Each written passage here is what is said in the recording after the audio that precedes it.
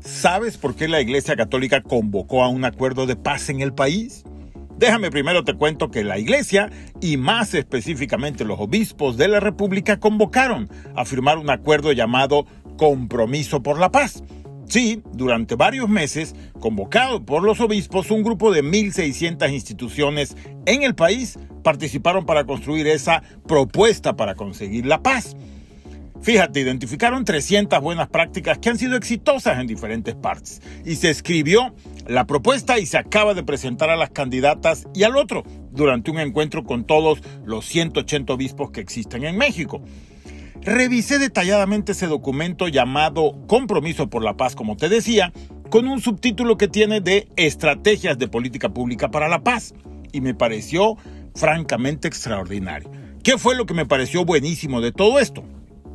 Uno, que en México, el segundo país con más católicos en el mundo, solo después de Brasil, la Iglesia haya estado expresando por meses ya claramente su angustia por la situación de la inseguridad y la violencia en nuestra nación.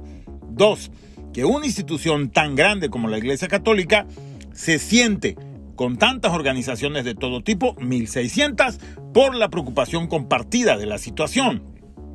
3. Que en ese esfuerzo compartido entre tantas instituciones y la Iglesia se haya pensado, analizado, escrito y producido un documento que analiza y propone soluciones para la tragedia que vivimos. 4. Que haya la conferencia del episcopado, o sea, todos los más altos representantes de la Iglesia Católica en nuestro país, convocado a las candidatas a la presidencia de la República y al otro para presentarles una propuesta con consideraciones generales y particulares muy enfocada al gravísimo problema de seguridad y de derechos humanos, considerando las causas y las consecuencias. 5. Que a pesar de los ataques, hostigamientos y cuestionamientos del sátrapa nacional, los obispos del país hayan contestado con prudencia, pero con propuesta contundente, enfocada a soluciones. Claro, hay muchas excepciones menos diplomáticas de sacerdotes. Entonces, ¿por qué la Iglesia Católica convocó a un acuerdo de paz en el país? Pues porque ven todos los días la tragedia que viven comunidades urbanas y rurales en sus más de 20,000 parroquias y centros de atención. Porque día a día sus más de 16,000 sacerdotes escuchan y viven la amarga situación del caos que vive México. Porque evidentemente no están ciegos y no solo le afectan a sus seguidores católicos, sino a todo el país y a ellos mismos, con las agresiones a sacerdotes. Por ejemplo, el asesinato de los jesuitas en la Sierra Tarahumara en Chihuahua. Lo viven claramente, pues, todos los días. ¿Qué fue lo malo de todo esto?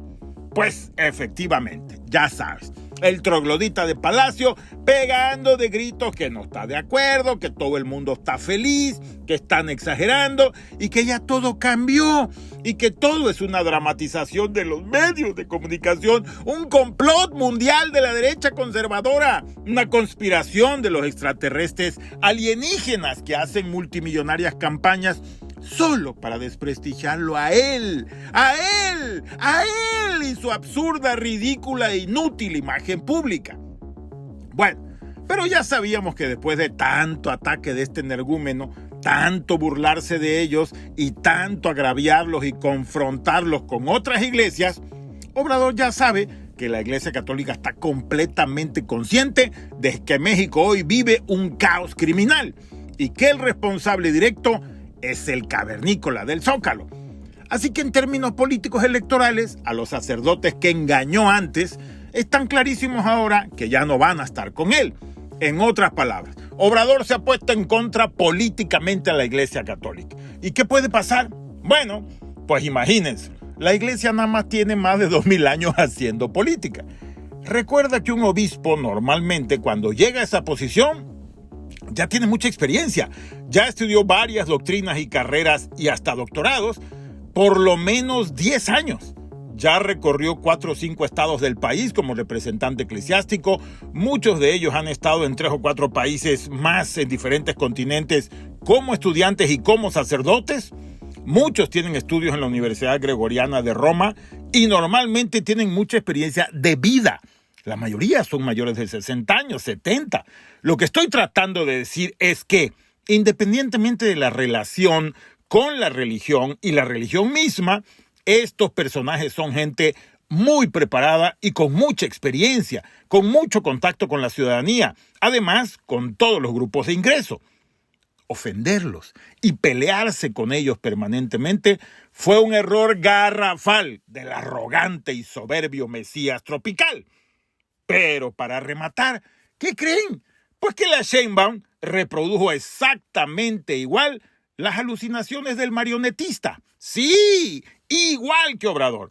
Ella no ve ningún problema en México. Todo está bien. Así le dijo a los obispos reunidos, que todos estamos felices. Y decir que hoy hay inseguridad en el país es una exageración. Así se atrevió a decir que la inseguridad es una exageración. Las mismas sandeces, ridiculeces y mamarrachadas que el fantoche de Palacio Nacional. Para ellos no existen ni los 182,000 homicidios en este sexenio que es récord histórico, ni los más de 112,000 desaparecidos, ni los más de 3,000 feminicidios al año, ni los casi 100,000 secuestros cada año, ni las familias que lloran a más de 800,000 personas que estos criminales dejaron morir por la pandemia. Y por supuesto, tampoco existen los casi 50 secuestros de migrantes diarios, ni tampoco la cobertura que tiene el crimen organizado del 81% del territorio nacional. No existe nada de eso, solo por mencionar algunos muy visibles. Pero con la iglesia sí se echaron un rinoceronte en la espalda. Y además, ese rinoceronte tiene toda la razón. Cada vez somos más. Recuerda, el 2 de junio, sácalos a la fregada.